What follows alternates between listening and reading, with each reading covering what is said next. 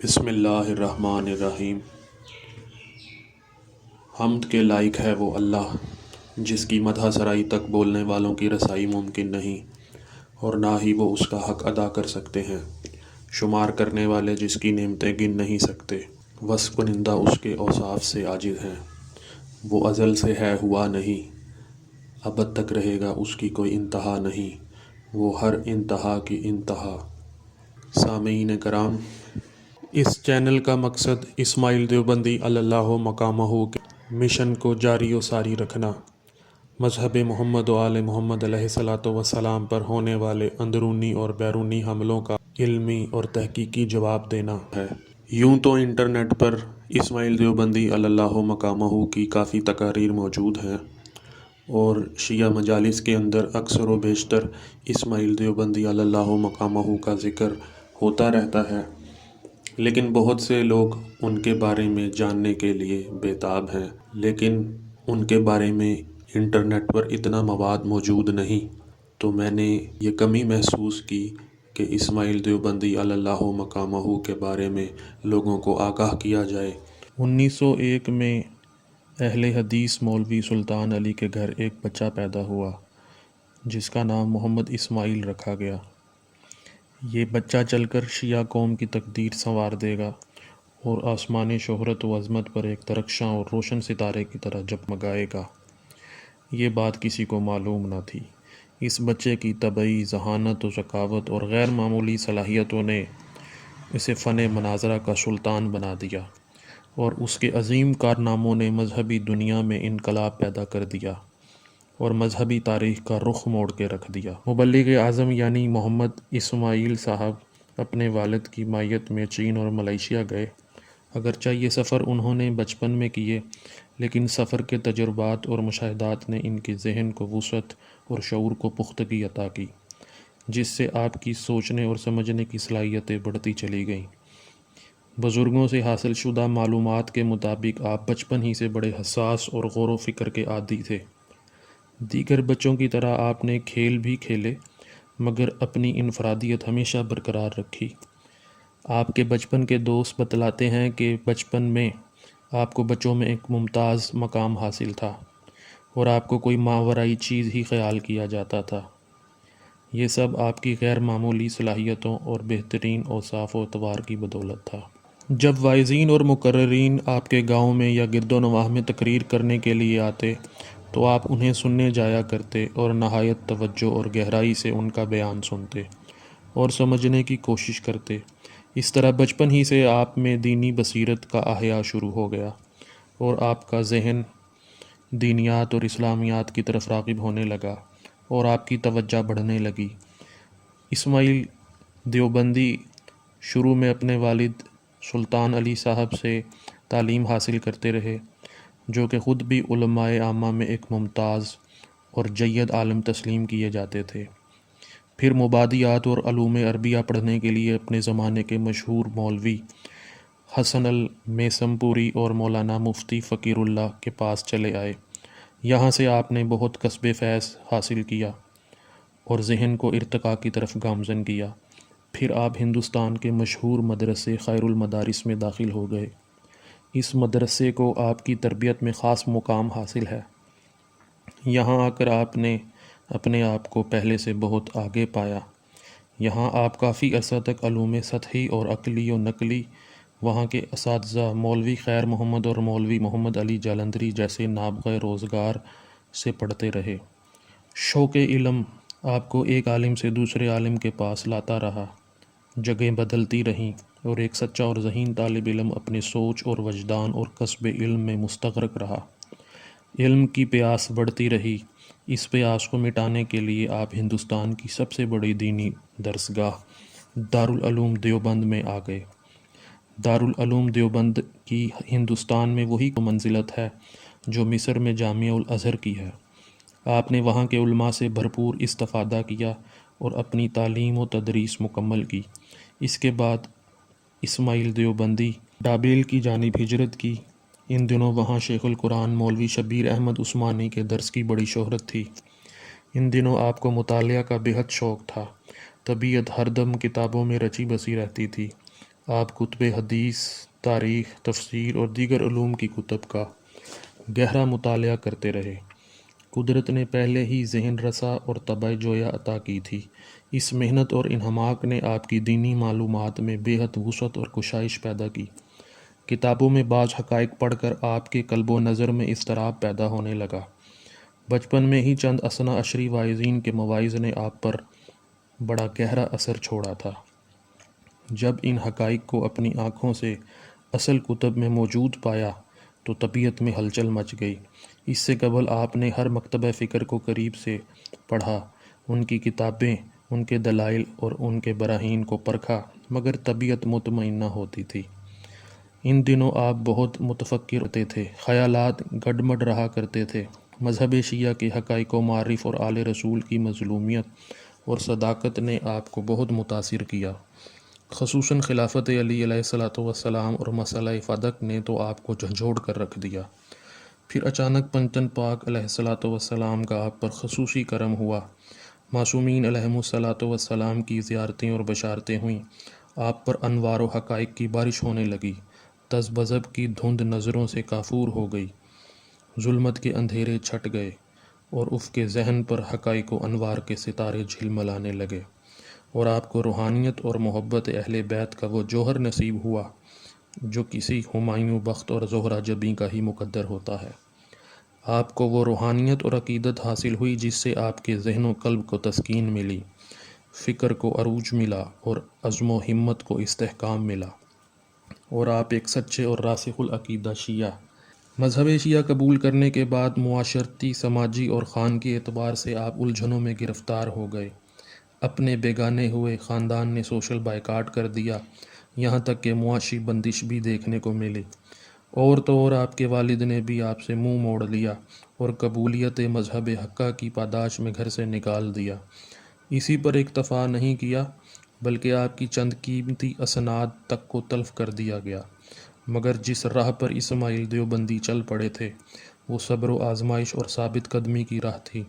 جس مذہب کو آپ نے حرز جان بنا لیا تھا وہ مظلومین کا مذہب تھا، ان نفوس مقدسہ کا مذہب تھا جنہوں نے اسلام کی سربلندی اور شریعت محمدی کے تحفظ کے لیے میدان کربلا میں جان و مال اور عزت و ناموس دے کر راہ حق کو ثابت قدمی اور بلند عزمی کا درس دیا تھا۔ آپ کے سامنے یہی تصاویر تھیں، یہی مناظر تھے، محافظان دین اسلام کے یہی خطوط تھے جنہوں نے آپ میں استقامت اور عزم و ہمت کی ایک نئی جوت جگا دی تھی۔ آپ کا سینہ نور ایمان سے لبریز تھا، عشق کی لذت سے سرشار تھا، وجدان و عرفان کی نعمت سے آپ مالا مال تھے۔ اس لیے آپ نے ان معاشی اور سماجی بندشوں اور رنج و آلام کو اپنی منزل کی راہ میں مانع و مزاحم نہ ہونے دیا۔ عشق اہل بیت کی حرارت آپ کے عزم و حوصلہ کو بڑھاتی رہی اور مذہب آل محمد کی صداقت آپ کے قلب و جگر کو گرماتی رہی۔ اس لیے آپ گرد و پیش سے بے نیاز ہو کر اپنے مقدس سفر پر چلتے رہے۔ اس آزمائش کے دور میں آپ کے 2 بیٹے بھی وفات پا گئے جن کا ساری زندگی آپ کو رنج اور غم رہا، مگر پھر بھی یہ مرد مجاہد دنیاوی مشکلات اور مصائب سے ہراساں نہ ہوا بلکہ منزل عشق کی تحصیل کیے بے خطر بے دریغ آگے ہی آگے بڑھتا رہا۔ شاید رب ذوالجلال آپ کے صبر کا امتحان لینا چاہتا تھا، مگر آپ اس امتحان میں پوری طرح کامیاب ہوئے۔ آپ لبوں پر کوئی شکوہ و شکایت لائے بغیر اپنے مشن اور نظریہ کی حفاظت میں مشغول رہے۔ عشق اہل بیت کی جو چنگاری آپ کے سینہ میں مچلی تھی اس نے جوان آتش کا روپ دھار لیا۔ اب آپ کو ہر مشکل نیچ نظر آنے لگی۔ قبولیت مذہب حقہ کے رد عمل میں اپنے رشتہ داروں سے ملنے والی کٹھنائیاں اور تنہائیاں آپ کے نصب العین کو مرتعش نہ کر سکیں۔ آخر الامر آپ کے بے پایاں عزم و ہمت کے سامنے معاشی بندشوں اور سماجی و خانگی رکاوٹوں کا زور ٹوٹ گیا اور خاندان والوں نے جان لیا کہ اس مرد آہن کو اس کے مقام سے ہٹانا جوئے شیر لانے کے مترادف ہے۔ پھر قدرت نے مبلغ اعظم اسماعیل دیوبندی کو ایسا بخت اور عروج بخشا کہ ان کے سر پر شہرت و عظمت کا تاج سجا دیا۔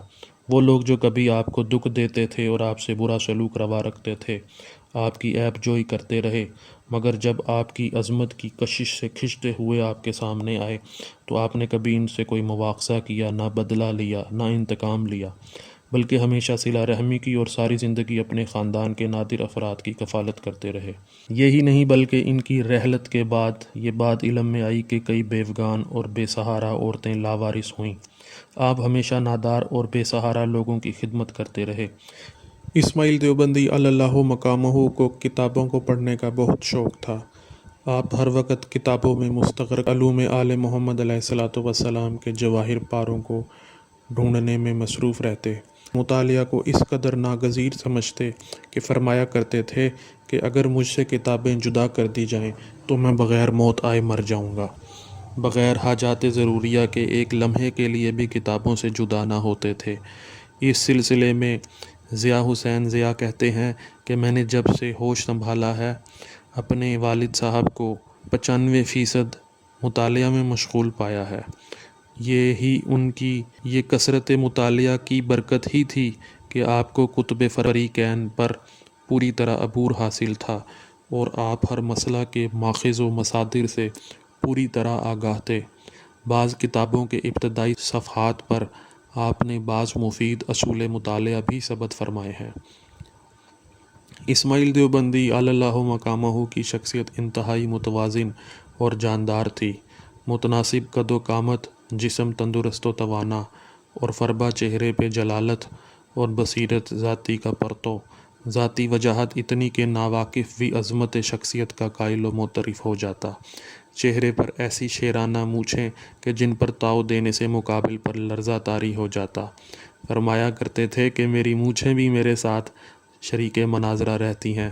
جب مد مقابل مولوی اپنی لمبی لمبی داڑھیوں پر ہاتھ پھیر کر مجھے مرغوب کرنے کی کوشش کرتے ہیں تو میں مونچھوں پر ایک ہی تاؤ دے کر ان کے چھکے چھڑا دیتا ہوں۔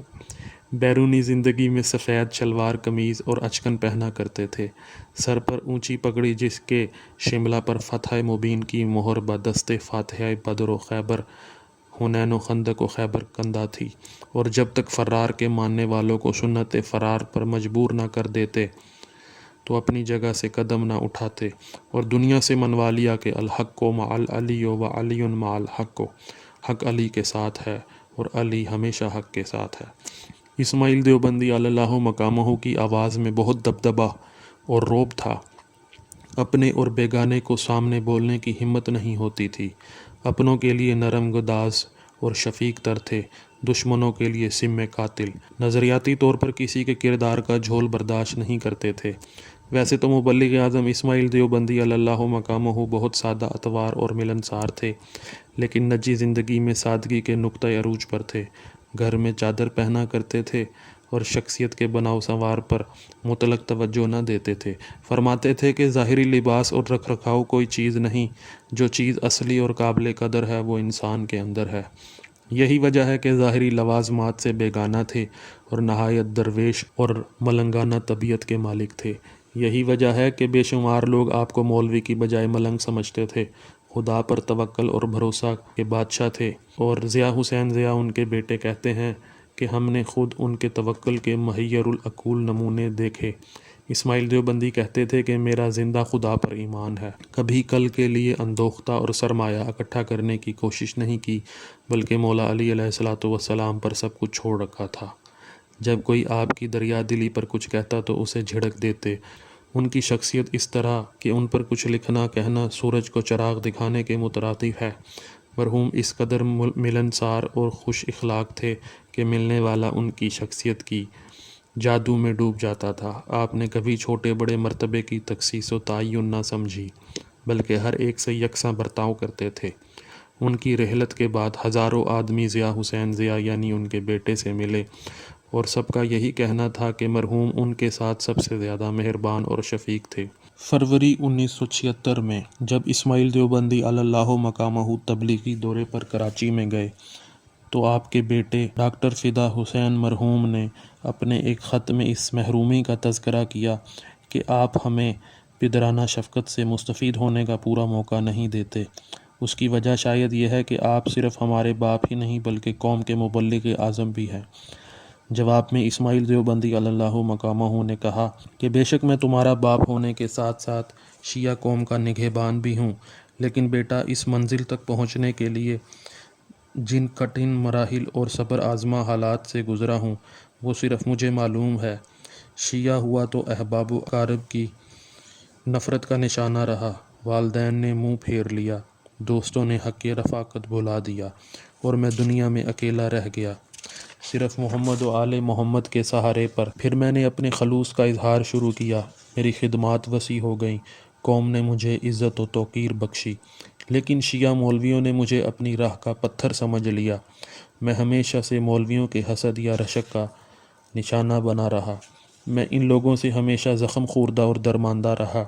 اب جب کہ ہر قسم کے لوگ مذہب شیعہ کے خلاف ہو چکے ہیں اور اس کی ترقی کے دشمن ہیں، تو اگر میں صرف تمہارا باپ بن جاؤں تو میری یہ قوم اکیلی رہ جاتی ہے۔ میں اس مقام سے پیچھے نہیں ہٹ سکتا، اس لیے اس قوم کو سنوارنے اور بنانے میں میری پوری عمر صرف ہو چکی ہے۔ اس لیے بیٹا اگر تمہارے حقوق میں مجھ سے کوئی کمی ہو جائے تو مجھے معاف کر دینا۔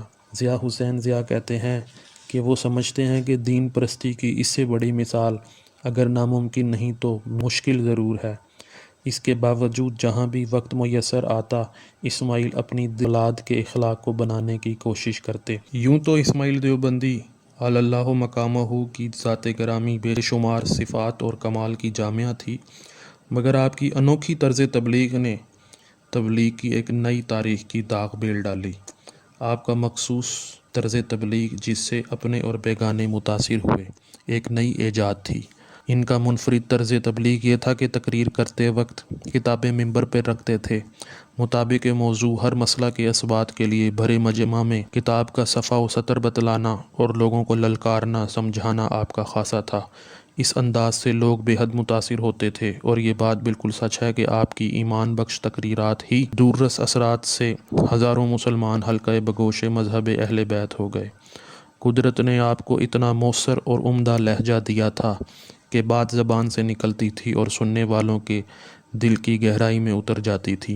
آپ کی آواز میں ایسا دبدبہ اور اعتماد و جلال تھا کہ بات بہت پائیدار محسوس ہوتی اور آپ لوگوں کے دل و دماغ پر چھا جاتے۔ عام دیکھنے میں آیا ہے کہ اگر کوئی شخص جوہر خطابت ملا ہو تو اس کی شخصیت اتنی جاندار نہیں ہوتی کہ اس کے مذکورہ فن سے انصاف کر سکے۔ اگر شخصیت اور لب و لہجہ معتدل ہے تو ابھی خصوصیت اور فن ناپختہ اور خام ہے، مگر دیکھنے والوں نے دیکھا کہ مبلغ اعظم وہ شخصیت تھے جن میں ہر وصف، ہر کمال بدرجہ اتم موجود تھا۔ آپ کی آواز اتنی دلکش اور جامع تھی کہ سننے والا آپ کے آواز کے مد و جزر میں ڈوب جاتا۔ اوپر سے آپ کی وجاہت ذاتی اور چہرے سے ٹپکتی ہوئی جلالت ان کی شخصیت کو بے حد جاندار بنا دیتی تھی۔ تبلیغ کے سلسلہ میں آپ نے دور دراز کے سفر کیے، کٹھن سے کٹھن راہوں پر چلے، دور افتادہ مقامات پر جا کر حق کی ایسی وکالت کی کہ ہر طرف باطل کے جھنڈے سرنگوں کر کے حق و صداقت کے پرچم لہرا دیے۔ اس سلسلہ میں آپ کی خدمات کا تذکرہ ایک ضخیم کتاب کا متقاضی ہے۔ داخلی فتنہ ہو یا خارجی، آپ ہمیشہ ہر میدان میں مصروف جہاد رہے۔ داخلی فتنہ ہو یا خارجی، آپ ہمیشہ ہر میدان میں مصروف جہاد رہے۔ آل محمد کی محبت اور سرشاری آپ میں کوٹ کوٹ کر بھری تھی۔ یوں تو مبلغ اعظم اسماعیل دیوبندی علی اللہ مقامہ ہر فن کے بادشاہ تھے، مگر محسوس ہوتا ہے کہ جیسے خداوند تعالیٰ نے انہیں خاص طور پر فن مناظرہ کے لیے پیدا کیا تھا۔ ان کے اس فن کی بدولت اگر ان کو فن مناظرہ کا سلطان کہا جائے تو غلط نہ ہوگا۔ مرحوم کی رسم کل کی مجلس میں تقریر کرتے ہوئے ایک شیعہ مشہور مولوی و مناظر نے کہا کہ ایک وقت تھا جب جناب فیض محمد لکھیالوی کے بعد کہا جاتا تھا کہ اب مناظرہ کے میدان میں اندھیرا ہے اور ان کی کمی کون پوری کرے گا، مگر مبلغ اعظم اسماعیل دیوبندی نے اس فن کو اپنایا اور نبھا کر مناظرہ کو وہ عروج بخشا جہاں تک خود فیض محمد لکھیالوی کا طائر فکر نہ جا سکتا تھا۔ قدرت نے آپ کو مناظرہ کا وہ عروج بخش دیا اور ایسا بے بدل جوہر عطا فرمایا تھا جیسا کہ امام جعفر صادق علیہ الصلوۃ والسلام کے صحابی ابان بن تغلب کو عطا فرمایا تھا۔ صادق آل محمد علیہ الصلوۃ والسلام نے ان سے فرمایا تھا، اے ابان، اہل مدینہ سے مناظرہ کرو، میں چاہتا ہوں کہ ہمارے شیعوں میں تیرے جیسے اور بھی پیدا ہوں۔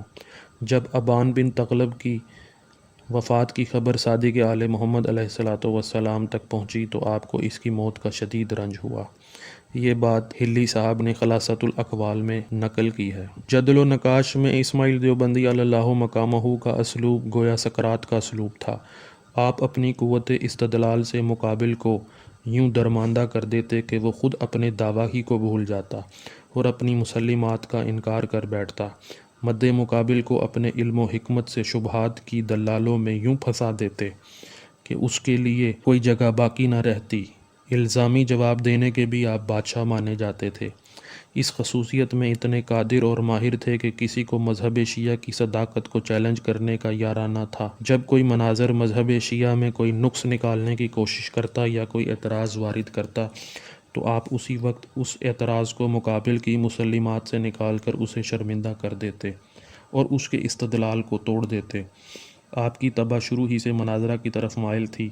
نظریاتی سچائی اور عقیدہ کی محبت نے آپ کو ایک جری، باحوصلہ اور بے نظیر مناظر بنا دیا۔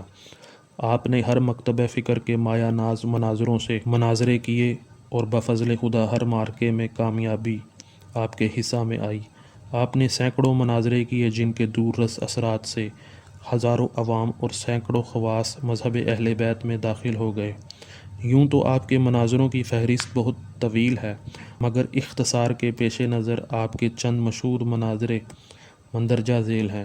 وجہی متصل میانی تحصیل بھلوال ضلع سرگودا میں عبدالستار تونسوی کے ساتھ، کوٹ سمابہ ضلع رحیم یار خان میں مولوی محمد صدیق، مولوی دوست محمد قریشی، مولوی محمد علی جالندھری، مولوی لال حسین اختر کے ساتھ، مناظر باگڑ سرگانہ تحصیل کبیر والا ملتان، مولوی عبدالستار تونسوی کے ساتھ، مناظرہ کلانچ والا ضلع بہاولپور میں مولوی عبدالستار تونسوی کے ساتھ، گوجرانوالہ میں مولوی عبداللہ اہل حدیث کے ساتھ، سیالکوٹ میں مولوی ساجد میر کے ساتھ، مولوی فضل الرحمان اور مولوی منظور احمد دیوبندی کے ساتھ، مناظرہ کوٹ نامدار ضلع شیخوپورہ میں مولوی عمر اچھروی، مولوی صدیق اور عبدالقادر روپڑی کے ساتھ، مناظرہ میرا ملہا مولوی دوست محمد قریشی، مولوی قائم الدین صاحب علی پوری، مولوی منظور احمد صاحب بہاول پوری اور مولوی عثمان پوری پپلی راجن پور کے ساتھ،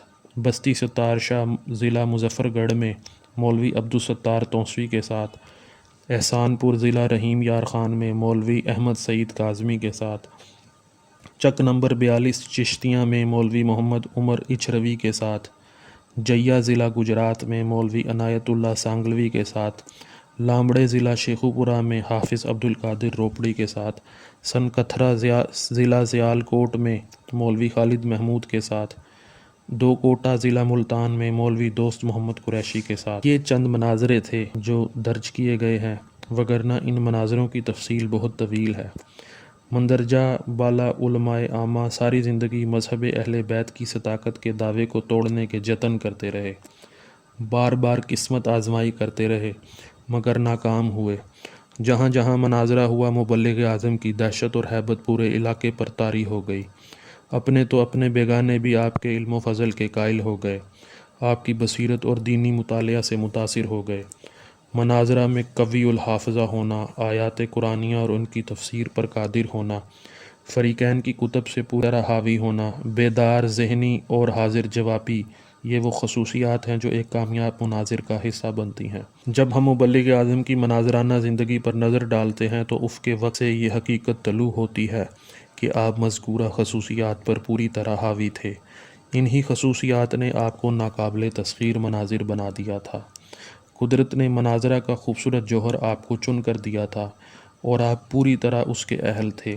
جگہ جگہ آپ نے اس کا ثبوت فراہم کیا۔ آپ کے ثمربار مناظروں کے اثرات سے اہل سنت والجماعت کے جو علماء حلقہ بگوش مذہب اہل بیت ہو گئے، ان میں سے چند ایک کے نام یہ ہیں: مولوی جناب حافظ سیف اللہ جعفری، مولوی جناب مشتاق احمد فاضل پوری، مولوی قاری جان محمد، مولوی تاج الدین حیدری جو اظہر حیدری صاحب کے والد ہیں، मौलवी जनाब मोहम्मद मजहरुल हक देवबंदी साहब, मौलवी मोहम्मद इसहाक साहब, मौलवी ग़ुलाम रसूल आज़ाद साहब, मौलवी अब्दुल्ला सिंधी साहब, मौलवी अब्दुल गफ़ूर, मौलवी मोहम्मद सईद अल सिंधी, मौलवी काजी सईदुर रहमान, मौलवी ग़ुलाम हुसैन कलाची।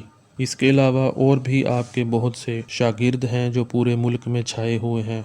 मैं आपको जुल्फ़कार अली जाफ़री के मुबल्लिग़ आज़म अलैहि रहमा के बारे में रिमार्क्स पेश करने लगा हूँ। आप कहते हैं कि इस्माइल देवबंदी अल्लाहु मकामहू की शख्सियत इंतहाई पुरवकार, आवाज़ गरजदार, घन गरज शेर की तरह, निगाहें उकाबी, गुफ्तार में दबदबा व तनतना, लहजा बेबाक, तर्ज़ तकल्लुम अछूता, असलूब बयान अनोखा, अंदाज़ गुफ्तगू दलाइल बराहीन का मज़हर, फ़िक्र नज़र बसीरत आइम्मा ताहिरीन अलैहिस्सलातु वस्सलाम से मुस्तआर, क़ल्ब व जिगर या अली अलैहिस्सलातु वस्सलाम के विर्द से मज़बूत व तवाना, हौसले बुलंद, हिम्मत जवान, रफ्तार में रोब, अदब व तमकनत, कठन से कठन और पेचीदा से पेचीदा सवालात के जवाबात बरजस्ता, मुस्तहकम, मगर ऐसे कि अग़ियार अंगश्त बदंदां, खिताबत का सहर ऐसा कि उलमा व फ़ुज़ला अदबा आलम जज़ब में डूब जाएं, कलाम की रवानी ऐसी कि फ़िक्र इंसानी का धावा बदल जाए, कुरान ख़वानी ऐसी बुलबुल सिदरा नशीन दाद दे, तलाक़त लिसानी ऐसी कि अहले ज़बान बेसाख्ता कह उठें, वाक़िअन तुम ज़बानों के ताज नशीन हो, अंदाज़े मुनाज़रा ऐसा मद्दे मुकाबिल खज्जल, बातिल दलाइल नेस्तो नाबूद और हक़ाइक़ आश्कार, तर्ज़ मुजादला ऐसा कि बज़्म इल्म में दस्तार फ़ज़ीलत सिर्फ़ उनके सर पर सजे, इल्मी मोशगाफ़ियाँ पेश करने का ढंग ऐसा कि तस्वीर बराहीन में रंग भर दें, मौलाए कायनात के फ़ज़ाइल पेश करने पर तुल जाएँ तो बज़्म कायनात में नाराए हैदरी से तहलका मच जाए, इख्तियारात इमाम बताएँ तो इस अंदाज़ से कि तन बदन में ईमान की हरारत दौड़ जाए, विलायत के मकामात वाज़ेह करने पर ज़बान खोलें तो इस तरह के मुकस्सिरीन के ईवानों में ज़लज़ला आ जाए, उनके नाकिस और बोदे दलाइल के ताने बाने हवा में बिखर जाएं, मुकदमा फ़दक पेश करें और दलाइल देने पर आएँ तो कुछ इस तरह के बातिल के चेहरे से नकाब उलट जाए, हुकूमत के इशारों और तनख्वाहों पर चलने वाले मौर्रख के कलम को तोड़ दें,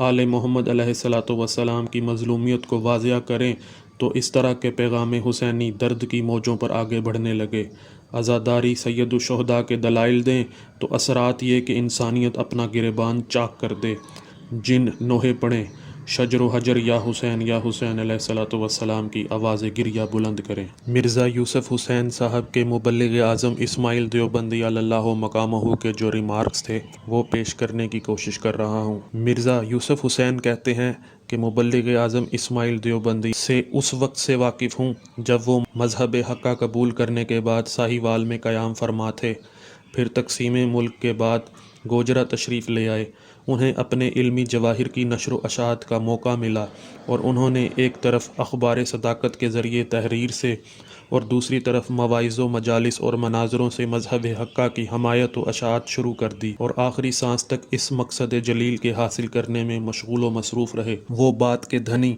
मुताले कुतब के मरीज़, हाफ़ज़ा के शहनशाह, अलूम मुतदावला पर हावी व माहिर, माक़ूलात व मनक़ूलात के आला मदारिज पर फ़ाइज़ थे, दिमाग में खुदादाद काबिलियत, तबीयत में जिद्दत, दिल में जुर्रत व हिम्मत, तहरीर व तकरीर में पुख्तगी के साथ साथ रवानी, बयान में दिल आवेज़ी, कलाम में मौका शनासी, ज़बान में असर, मनाज़रा हाजिर जवाबी, अंदाज़े कलाम में रोब व दबदबा, इस्तदलाल बड़े बड़ों का दिल दहला देने वाला, दोस्तों के लिए शीरीं और दिलकश, दुश्मनों के लिए तल्ख़ और मुस्कत, उनके वजूद जी जौद से मजालिस व महाफिल आबाद और मनाज़रा के मैदान में गहमा गहमी थी, उनका नाम ही नवीद फ़तह का काम देता था। वो विलाय अहले बैत अलैहिमुस्सलातु वस्सलाम से सरशार, मोहब्बत रसूल व आले रसूल अलैहिस्सलातु वस्सलाम में मस्त और अज़मत रसूल व आले रसूल अलैहिमुस्सलातु वस्सलाम साबित करने के लिए परवानावार और सरगर्दां रहे। हर वक्त और हर लम्हा सदाकत अहले बैत अलैहिमुस्सलातु वस्सलाम का असबात उनका मशग़ला, उनके बुलंद तरीन मदारिज व मुआरिफ़ का इज़हार व ऐलान का वतीरा रहा। जिस मुक़द्दस ज़िक्र से مذہب حقہ قبول کیا تھا وہی ذکر کر کے آ رہے تھے، اور دوسرے مقام پر اس ذکر کے لیے جا رہے تھے کہ راہ میں ملک الموت نے آواز دی اور وہ اللہ کو پیارے ہو گئے اور اپنے عیال و اطفال کے علاوہ لاکھوں مومنین کو روتا ہوا چھوڑ گئے۔ انا للہ و انا الیہ راجعون۔ یقیناً آج ان کی جگہ جوار اہل بیت علیہم الصلاۃ والسلام میں ہے اور دنیا تا حیات انہیں یاد کرتی رہے گی۔ فروری 1976 میں جب اسماعیل دیوبندی علی اللہ مقامہ تبلیغی دورے پر کراچی میں گئے تو آپ کے بیٹے ڈاکٹر فدا حسین مرحوم نے اپنے ایک خط میں اس محرومی کا تذکرہ کیا کہ آپ ہمیں پدرانہ شفقت سے مستفید ہونے کا پورا موقع نہیں دیتے۔ اس کی وجہ شاید یہ ہے کہ آپ صرف ہمارے باپ ہی نہیں بلکہ قوم کے مبلغ اعظم بھی ہیں۔ جواب میں اسماعیل دیوبندی علی اللہ مقامہ نے کہا کہ بے شک میں تمہارا باپ ہونے کے ساتھ ساتھ شیعہ قوم کا نگہبان بھی ہوں، لیکن بیٹا اس منزل تک پہنچنے کے لیے جن کٹھن مراحل اور صبر آزما حالات سے گزرا ہوں وہ صرف مجھے معلوم ہے۔ شیعہ ہوا تو کارب کی نفرت کا نشانہ رہا، والدین نے منہ پھیر لیا، دوستوں نے حق رفاقت بھلا دیا اور میں دنیا میں اکیلا رہ گیا صرف محمد و آل محمد کے سہارے پر۔ پھر میں نے اپنے خلوص کا اظہار شروع کیا، میری خدمات وسیع ہو گئیں، قوم نے مجھے عزت و توقیر بخشی، لیکن شیعہ مولویوں نے مجھے اپنی راہ کا پتھر سمجھ لیا۔